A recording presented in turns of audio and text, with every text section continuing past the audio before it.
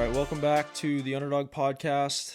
Today we have a special one. We're doing it behind the business, but it's special because this is our first in-person podcast.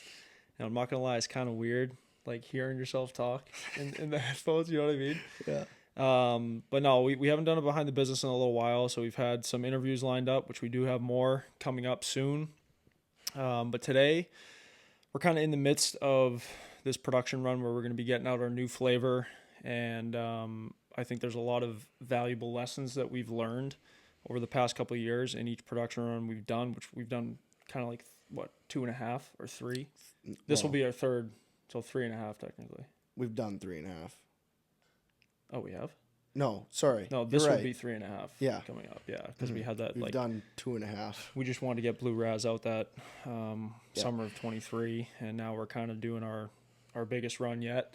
And honestly, it's been the smoothest so far, which you've obviously been more hands-on the production side of things, but...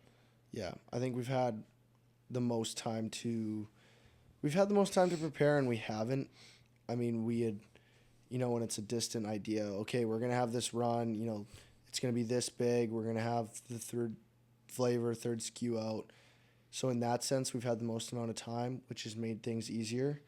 But even when we prepared for the second one, like I remember hopping on a call with Mark Rosenberg at CMC in February when we were planning for Blue Raz. And then there we were in July and August. Now, granted, the second run had all the issues with CMC obviously closing and whatnot, which we can get into more in a little bit. But we were on the ball because we said to each other, we didn't want to be in the position we were in after the first one. And somehow the second one sneaks up on you. Yeah. And we were in the same position. You're scrambling to order ingredients, reaching out to the vendors, make everything happen. So, I mean, knock on wood, we're not there yet. But this is the most sought out and planned out we've had for a run. And it kind of came out of the blue too, where it was like, okay, we knew we needed to do it and roughly when.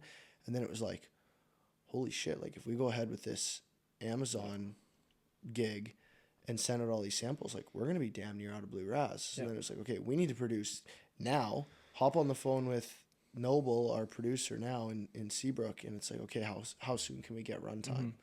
But it was basically it's a 2-month process. Like if we give ourselves 2 months, we can plan a production run out, which seems to be that good window. It gives us enough time as long as we have, the formulation side of things done, which we pretty much did. But then we decided to make changes, and we still have managed to be in a good spot. Now, granted, we weren't adding another flavor, which takes a while. Like we at least had the basis for the third flavor already done from the summer because we were going to release it in the summer. Which thank God we didn't. I mean, if you go back like to the beginning of the summer when we were really like, all right, we're gonna do a pilot launch with the Rocket Pop. At the time, it was going to be Rocket Pop. Yeah, go into that a little bit too. Like that was the plan. We started planning that way back last year. Well, and I mean, this kind of goes way back to when we just had one SKU where we would talk to whoever it might be, other owners of brands, distributors, and then eventually it was the chains, and they all said the same thing across the board. It was kind of like 3 SKUs are the magic number, and we had one at the time where we were like, so we sprinted to get that second one out, Blue Raz, which was the half part of the production. Like we wanted to get that out, and then we ended up doing the full with both of them at Noble. But then fast forward to now, like a few months ago when we were planning to get Rocket Pop out in the summer, it was the same thing. Like we wanted to sprint to get that third flavor out because as we started to get more into the distribution space this past year, we were like, everybody wants 3 SKUs. And the same thing with store owners. It was the same thing. You know what I mean? We only have 2 SKUs. Yeah, like, we'll think about it type of thing. Exactly, which I get it, like, to a certain degree where you can get, quote-unquote, lost on the shelf, as they say. I mean, you walk in there and you see, like, Red Bull's got their own door.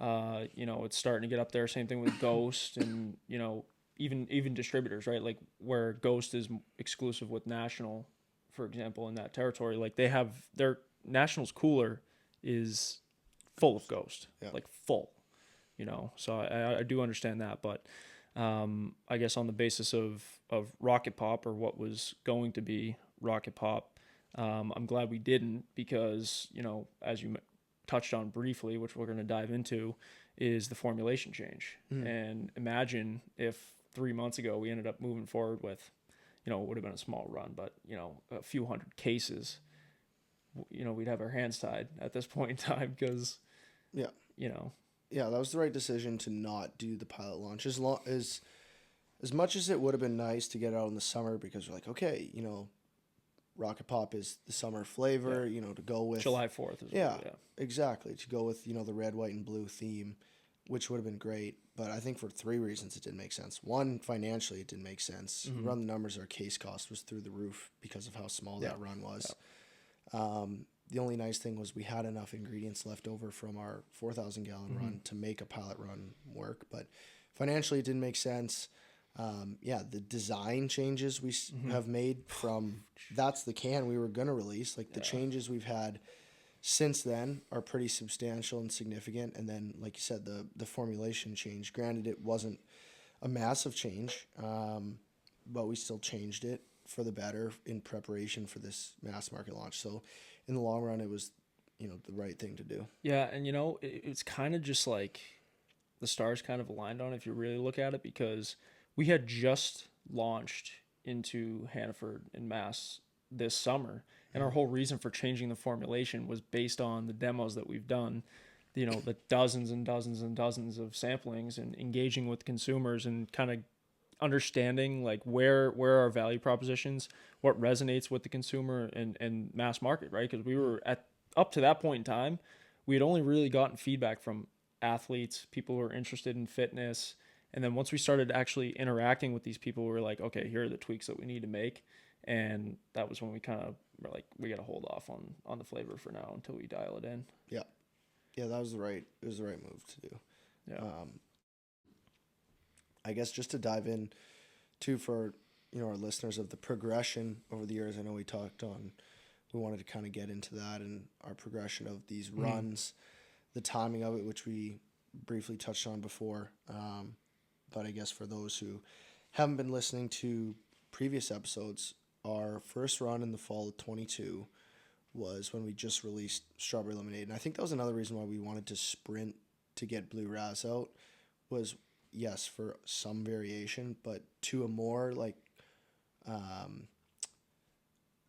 widely Universal. liked, universal flavor. Like Strawberry Lemonade we found was very niche. Like people either loved it or hated it. Where Blue Raz, there's a lot more middle ground. Like everyone likes Blue Raz for the most part. But yeah, our first run in the fall of 22 was just Strawberry Lemonade. We did a 2,000 gallon run, which was about 20,000 cans. I forget what was the case. It worked out to be like 3,300 cases. I think that works out to be.